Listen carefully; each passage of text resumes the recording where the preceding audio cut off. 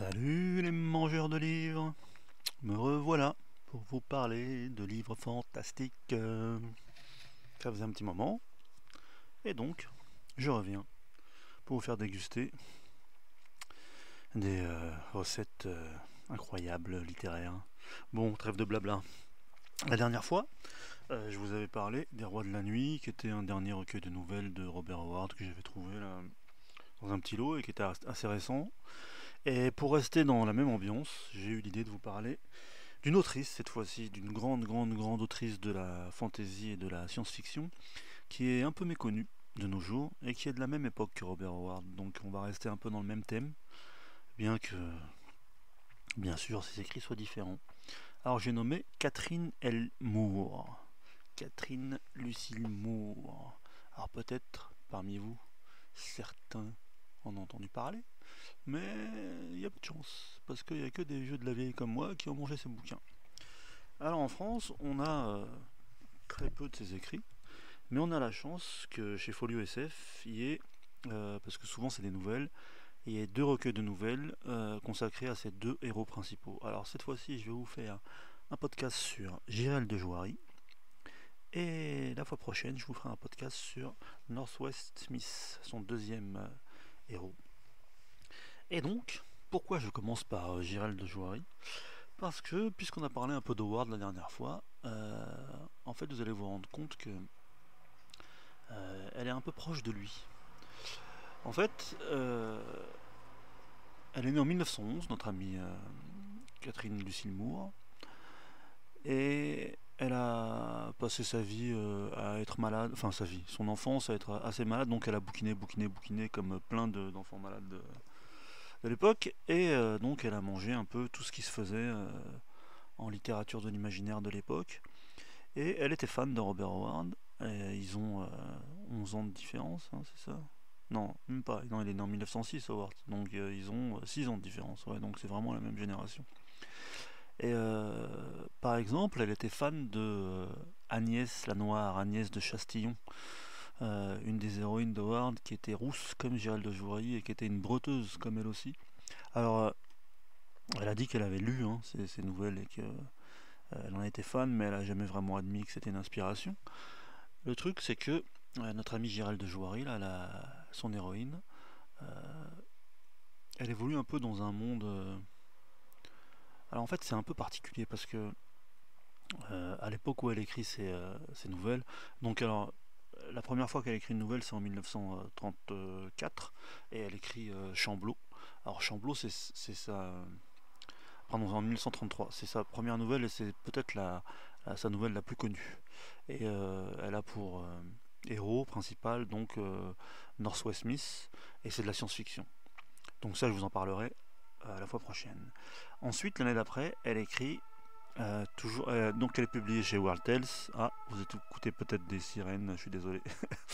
Et donc c'est chez World Tales et donc le principal magazine où Howard lui aussi commettait ses nouvelles. Et l'année d'après, elle écrit Le baiser du dieu noir, qui est la première et la plus célèbre aventure de Gérald de Jouary. Et le truc, c'est que, à la différence de Ward, qui n'a pas eu tout de suite les covers de Wild Tales, elle, dès la deuxième, là, elle a la cover de Wild Tales, et en plus peinte par Margaret Brundage, qui était à l'époque une illustratrice assez célèbre, et qui était pourtant spécialisée dans justement les covers avec des héroïnes court-vêtues, on va dire. Et là, en fait, elle fait une espèce de mix euh, entre ses covers habituels où donc il y a un peu de sensualité, un peu de sexy, et quand même le fait que l'héroïne soit une femme. Et donc on voit une héroïne qui est avec une espèce de cotte de maille qui ressemble un peu à un maillot de bain, alors c'est un peu chelou, et qui est dans les bras d'une statue. Et on voit The Black God's Kiss. Et donc ça prouve que bah, déjà Farnsworth Wright, l'éditeur de Wild Tales, lui faisait assez confiance pour lui confier la cover dès sa deuxième nouvelle. Et en plus, bah, c'était assez rare à l'époque hein, que des autrices officient dans ce genre de magazine. C'est pour ça aussi que pendant longtemps, elle se faisait appeler C.L. Moore, au lieu de Catherine L. Moore ou de Catherine Lucille Moore. Mais bon, en tout cas, elle a réussi à se faire publier et elle avait comme protagoniste principale une héroïne qui s'appelle Girelle de Jouary. Alors Girelle de Jouary, comme son nom ne l'indique pas forcément, c'est une espèce d'aristocrate, une espèce de noble, dans une espèce de France fantasmée d'un Moyen Âge qui va de... Parce que quand on s'intéresse un peu, quand on gratte à la chronologie de Girelle de Jouary, en fait il n'y a que 6 nouvelles et on ne sait pas vraiment si c'est vraiment la France et si c'est vraiment le Moyen Âge ou le début de la Renaissance ou l'Antiquité tardive. Je pense qu'en fait elle s'en foutait un peu, Catherine Moore. Elle voulait juste donner une atmosphère. Et en fait elle est super connue pour ça en réalité, que ce soit pour ses récits de SF ou ses récits de fantasy. Elle est connue pour donner une atmosphère particulière à ses récits. Et souvent, c'est à la croisée des chemins entre justement ce qu'on appelle aujourd'hui la SFFF, donc science-fiction, fantasy, fantastique. Pour ce qui est de Gérald de Jouary, c'est vraiment ça. On sent une très forte influence du gothique, hein, parce que bon, ils étaient déjà passés par là, hein, les grands du gothique. Et on sent une influence de ses pairs contemporains comme Howard. On sent une influence de William Morris, là, le père de la fantaisie moderne. Et donc, pour vous expliquer un peu qui est Gérald de Jouary, en fait, donc c'est une aristo qui a son château dans une France, on va dire, médiévale, et qui n'a pas froid aux yeux, qui est une vraie breteuse, une combattante, mais qui est aussi très intelligente. Parfois, elle résout les conflits grâce à son cerveau, pas forcément grâce à ses prouesses d'épéiste. Donc tout ça, c'est un peu nouveau pour l'époque, et en même temps pas forcément, parce que comme j'aime à le faire remarquer à nos chers jeunes lecteurs d'aujourd'hui qui pensent que autrefois c'était quand même vachement machiste et qu'il n'y avait pas d'héroïne et qu'il n'y avait pas de femmes fortes dans la littérature et qu'il n'y avait pas d'autrice, et ben voilà, on est en 1934 et il y a une des plus grandes autrices de SF et de fantasy de tous les temps qui écrit des histoires dont le protagoniste principal est une femme et donc des histoires avec une héroïne et qui dame le pion à des sorciers, à des chevaliers, à des salopards en tout genre. Donc, notre amie Girelle, elle est donc dans cette espèce de médiéval gothique fantaisiste. Et le truc, c'est que elle est une des premières aussi à faire appel au monde parallèle, parce qu'en réalité, les aventures qui lui arrivent ne se passent jamais euh, dans notre continuum espace-temps, on va dire.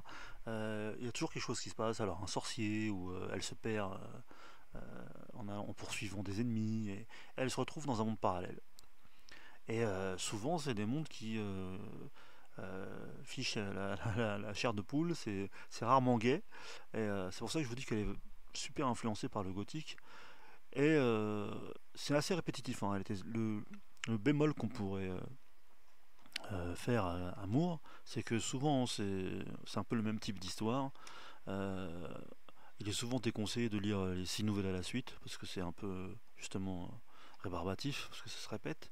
Mais en même temps, il y en a eu que 6, dont une est un crossover, pareil, hein, c'est une des premières à avoir établi le concept, justement avec Northwest Smith.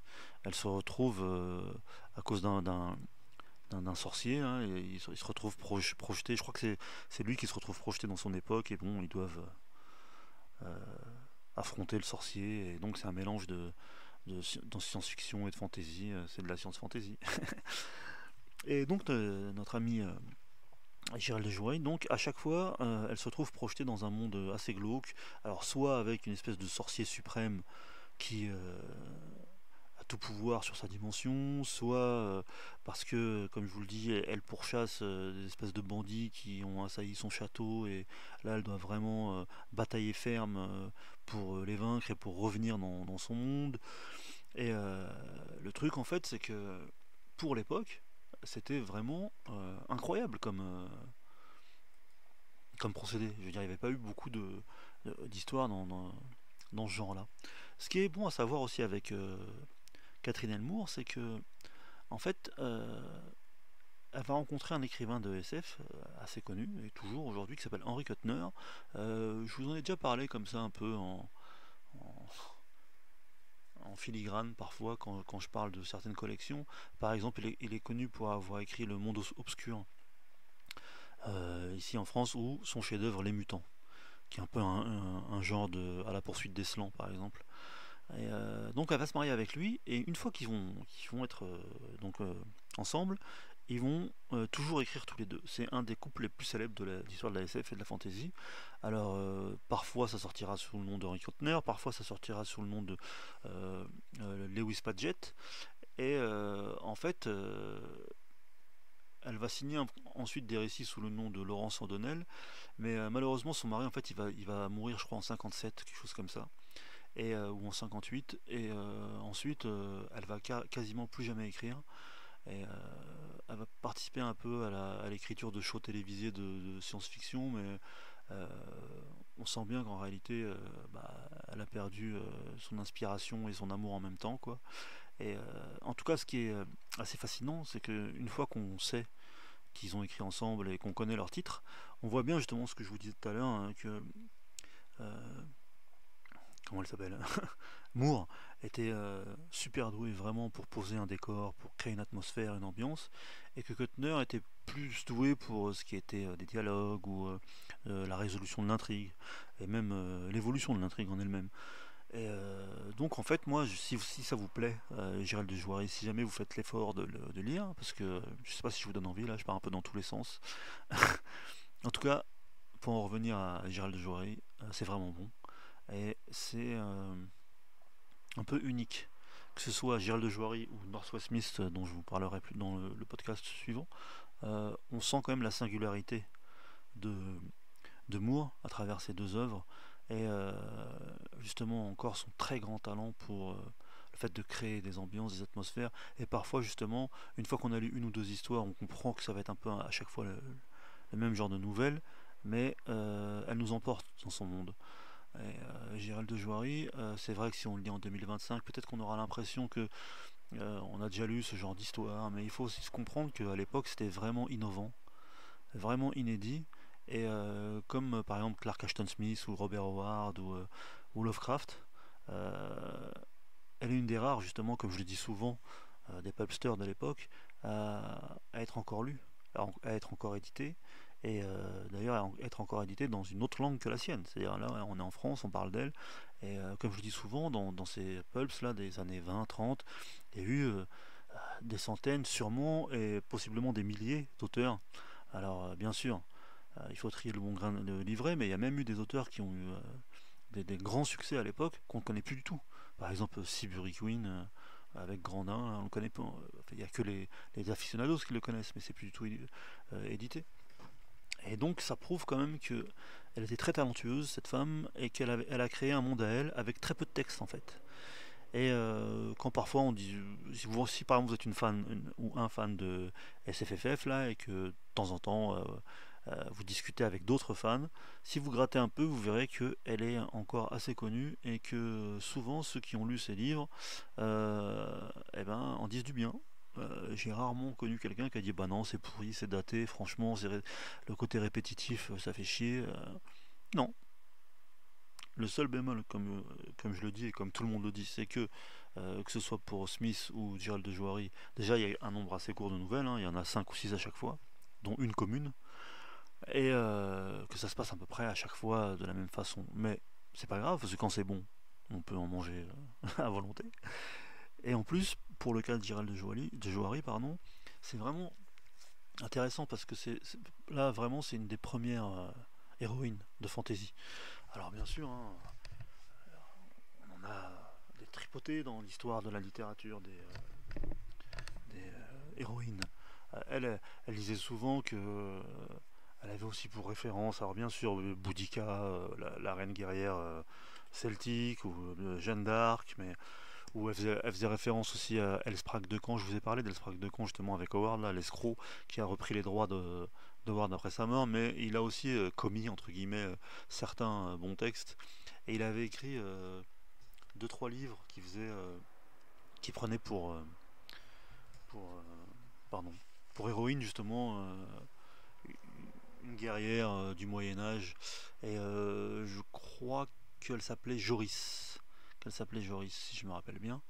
Et apparemment, à l'époque, Joris, qui était aussi apparemment une breteuse médiévale, avait apparemment fait une grande impression à tous ces auteurs de, de pulp de l'époque. Et donc tout ça pour vous dire que moi, depuis l'époque où j'ai découvert Jirel et Moore jusqu'à aujourd'hui, j'ai toujours apprécié sa langue et sa voix assez unique là dans le monde de la SF. Et comme je vous le disais tout à l'heure, euh, elle est encore là quoi. Elle est encore là. Elle a créé une espèce de prototype d'héroïne intrépide à la chevelure de feu, hein, comme justement, comme je vous disais, Agnès de Sastillon chez Howard ou Sonia Larouge. D'ailleurs, c'est marrant.